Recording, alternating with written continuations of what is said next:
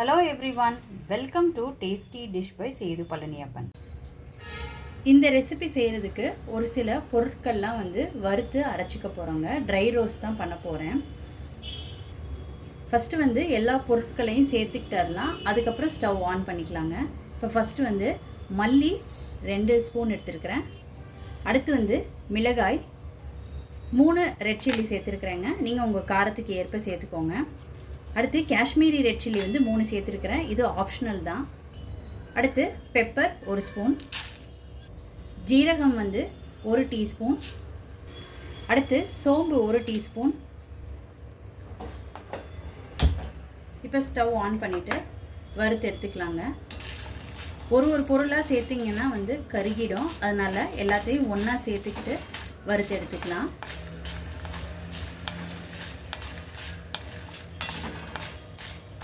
தீயை மிதமானதில் வச்சுக்கோங்க.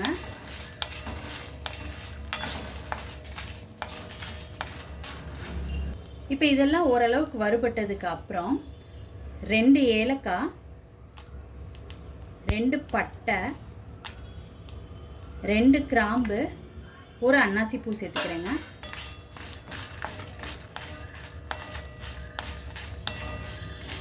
இது ட்ரை ரோஸ்ட் பண்ணதுக்கப்புறம் இதை ஒரு தட்டில் கொட்டி ஆற வச்சுக்கோங்க. வறுத்த பொருள்லாம் நல்லா ஆறிடுச்சுங்க. இதை இப்போ ஜாரில் சேர்த்துக்கிறேன். இதோட நான் முந்திரி பருப்பு பவுட்ரு சேர்த்துக்கிறேங்க. நீங்கள் முந்திரி பருப்பை வறுக்கும் போதே சேர்த்துக்கோங்க. இதோட 2 டேபிள் ஸ்பூன் தேங்காய் சேர்த்துக்கிறேன். நான்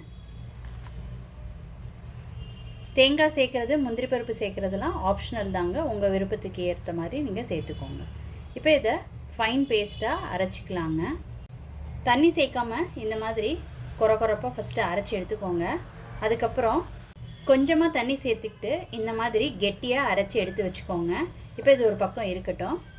இப்போ ஒரு பேனில் எண்ணெய் சேர்த்துக்கிறேன்.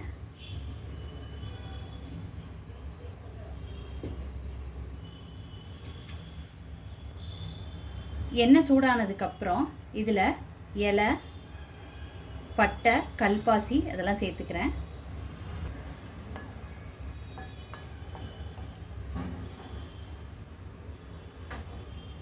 இது பொரிஞ்சதுக்கப்புறம் இதில் 2 பெரிய வெங்காயம் சேர்த்துக்கிறேன்.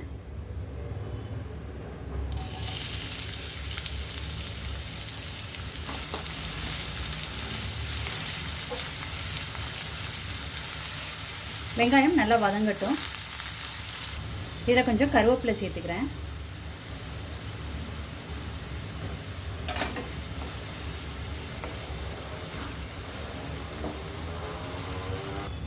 வெங்காயம் நல்லா வதங்கிடுச்சு. இப்போ இதில் இஞ்சி பூண்டு பேஸ்ட் சேர்த்துக்கிறேன்.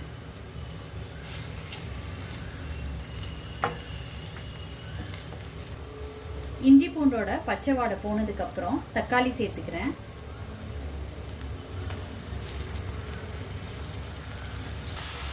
2 மீடியம் சைஸ் தக்காளி சேர்த்துக்கிட்டுருக்கேன். தக்காளி நல்லா வதங்கட்டும். தக்காளி நல்லா குழைவாக மசிஞ்சிருச்சு. இப்போ மசாலா பொருட்கள்லாம் சேர்த்துக்கலாம். 1/4 டீஸ்பூன் மஞ்சள் தூள், ஏற்கனவே வறுத்து அரைச்ச மசாலா பேஸ்ட்டு சேர்த்துக்கிறேன். இதை நல்லா மிக்ஸ் பண்ணி விட்டுக்கோங்க. இப்போ கொஞ்சம் தண்ணி சேர்த்துக்கலாம். ஜாரில் உள்ளதில் தண்ணி சேர்த்துக்கிட்டு அந்த தண்ணியை சேர்த்துக்கிறேங்க. சேர்த்ததுக்கப்புறம் இந்த கிரேவிக்கு தேவையான உப்பு சேர்த்துக்கலாம். இதை நல்லா கலந்து விட்டுக்கலாம். கலந்து விட்டுட்டு ஒரு 2 to 3 மினிட்ஸ் இந்த மசாலா நல்லா குக் ஆகட்டுங்க. எண்ணெயெல்லாம் நல்லா பிரிஞ்சு வரட்டும். மசாலா நல்லா குக் ஆகிடுச்சுங்க. நல்லா எண்ணெயெல்லாம் பிரிஞ்சு வந்திருக்கு. இப்போ இதில் எடுத்து வச்சுருக்கிற பேபி கார்னை சேர்த்துக்கிறேன். ஒரு பாதி கேப்சிகம் சேர்த்துக்கிறேன். இப்போ இது எல்லாத்தையும் நல்லா கலந்து விட்டுக்கலாம். மசாலாலாம் நல்லா ஒட்டுற மாதிரி கலந்து விட்டுக்கோங்க. இப்போ மசாலாலாம் நல்லா மிக்ஸ் ஆகிடுச்சு. இதில் தண்ணி சேர்த்துக்கலாம்.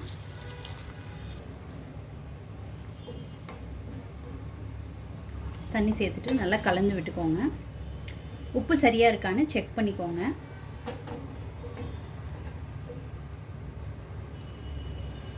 இப்போ மூடி போட்டு இதை குக் பண்ணிக்கலாங்க. கிரேவி வந்து நல்லா திக்காயிடுச்சு. இப்போ இதில் கசூரி மெத்தி லீவ் சேர்த்துக்கிறேன்.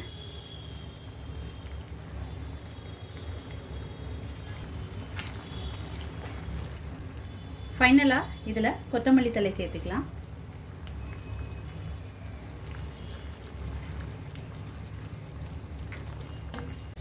பேபிகார்ன் கிரேவி வந்து ரொம்ப சூப்பராக ரெடி ஆகிடுச்சு.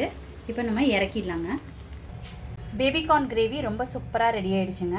சப்பாத்தி, பூரி, பரோட்டா, ஃப்ரைட் ரைஸ் இதுக்கெல்லாம் வந்து இந்த கிரேவி ரொம்ப சூப்பராக இருக்கும். நீங்கள் இந்த ரெசிபி அவசியம் ட்ரை பண்ணி பாருங்கள். ட்ரை பண்ணிவிட்டு உங்களோட கமெண்ட்ஸை சொல்லுங்கள். உங்களுக்கு இந்த ரெசிபி பிடிச்சிருந்துச்சுன்னா லைக் அண்ட் ஷேர் பண்ணுங்கள். உங்கள் ஃபேமிலி அண்ட் ஃப்ரெண்ட்ஸ்க்கு tasty dish by Sethu Palaniappan சேனலை சப்ஸ்கிரைப் பண்ணுங்கள். நோட்டிஃபிகேஷன் பெல்லை கிளிக் பண்ணுங்கள் for more videos. Thanks for watching.